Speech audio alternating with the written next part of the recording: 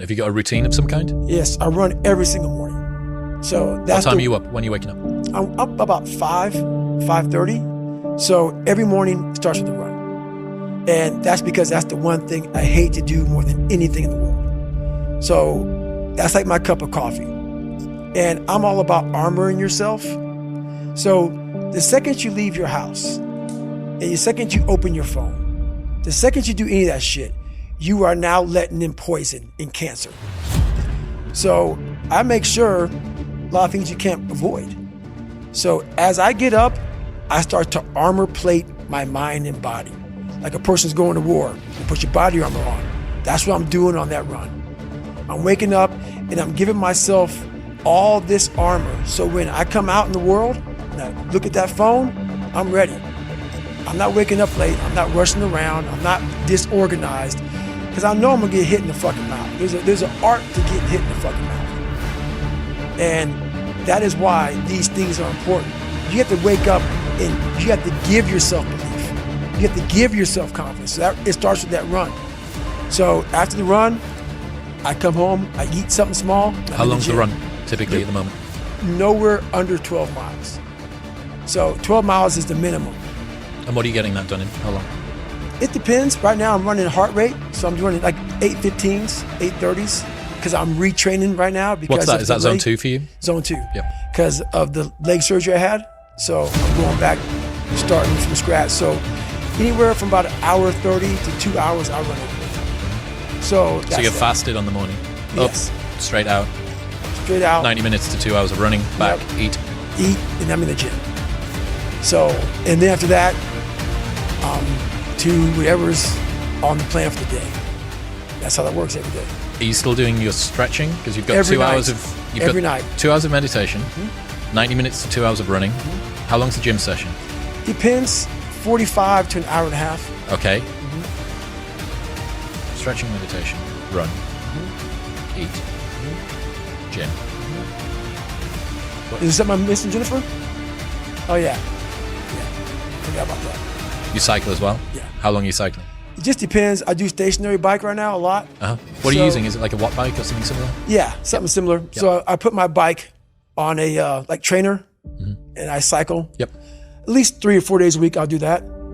So that's your day. There is no room for anything else. Yeah, there is a lot of room. So there's 24 hours, and I use it all pretty well. How's your sleep?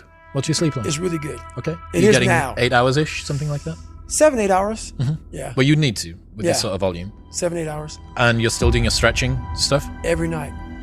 So you've got a 4-hour block, basically, of stretching and meditation? Well, no, that's all in one block. You combine the two, right? Yeah, that's all in one block. Cool. Yep. That's one hell of a day. It is, and it's been like that for 7 years. But going back to what you said before about needing to cap success, you wouldn't be able to fit even 1/10 of that in. Exactly. If you were chasing down... Exactly. Yep. That's exactly it. So if all that's fucked up, that's why I got to cap success, because I can't put that in. And that's my growth factor. So, that's my human growth factor. You said before about how you build up self-esteem and confidence and stuff. And there's this quote from one of my friends, Alex Hormozy, that says, "You don't become confident by shouting affirmations in the mirror, but by having a stack of undeniable proof that you are who you say you are. Outwork your self-doubt." Yes. That's nailed. Nailed. Completely nailed. Yes, because a lot of people will, and some of these motivational people out here, it's the funniest thing in the world to me. They'll go and say, when you wake up in the morning, pound your chest. Fucking look at yourself in the mirror and do all this fucking bullshit. I hope it works. What works for me is that everyday resume. The things I know I've accomplished, the things I know I've done, real hard work, the real calluses on my mind, the real calluses on my hands. That's it.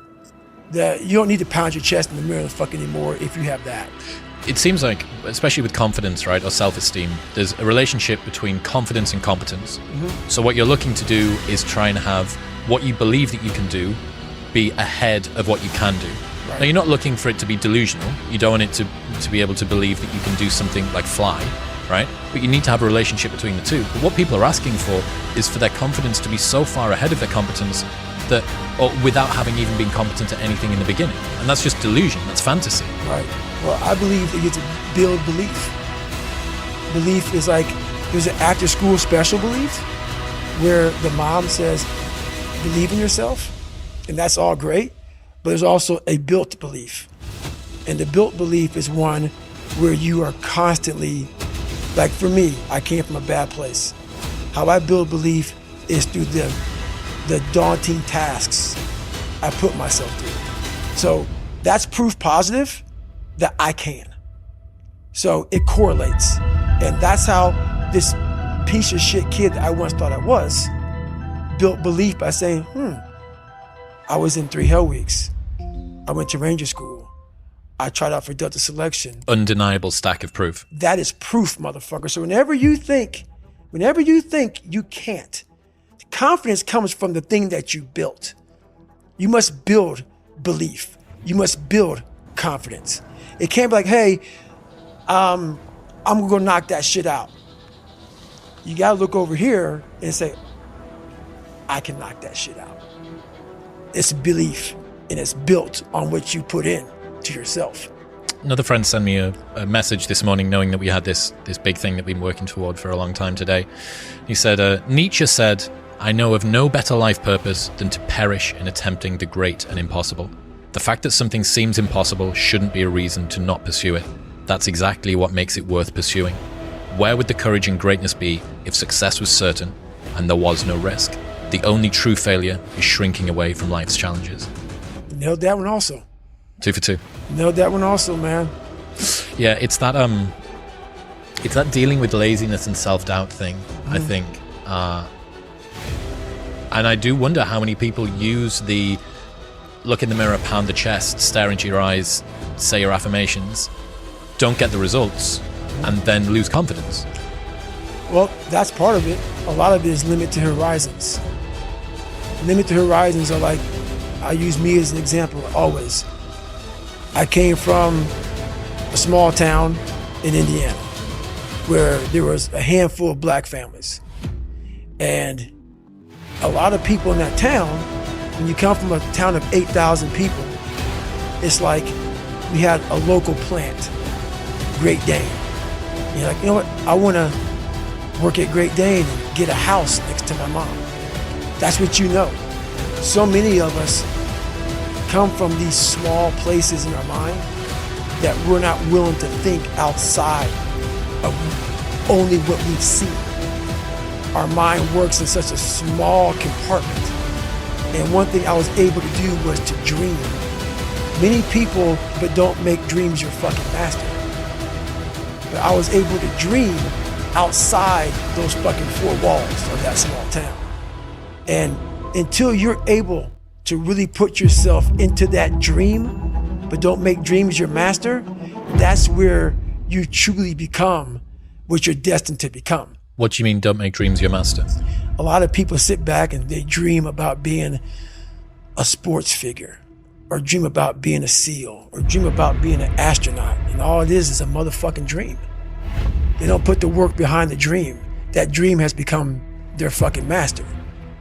When you become the master of your fucking dream is when you say, I want to go be a Navy SEAL, and you say, okay, I'm gonna lose 106 pounds in less than 3 fucking months. The dream was the one thing I thought about, and the dream was now gone. Now, what comes in, the dream goes away, and the fucking laundry list of fucking details and tasks come up. Gotta do this, gotta do this, gotta do this, gotta do this. That's when you become the master of your dream. So, a lot of people out there dreaming. Ryan Holiday says, talking about the thing and doing the thing vie for the same resources, allocate yours appropriately. That's it. That's it. That's the way it works as well. That's the way that the brain works. You can actually get these kicks of dopamine by telling your friends about, I'm going to be a Navy SEAL, I'm going to start my training next week, it's going to be great, I'm going to feel like this. Feels good. It feels good to talk about that shit, man. It actually makes you feel good, makes you feel proud, all that shit. But guess what happens? That alarm clock goes off at 4 a.m. to train. I don't want to be a SEAL today. Or I don't want to be whatever today. I'll start tomorrow. And that's the usual pattern of people's lives. That's why I talk about clearing out the mind.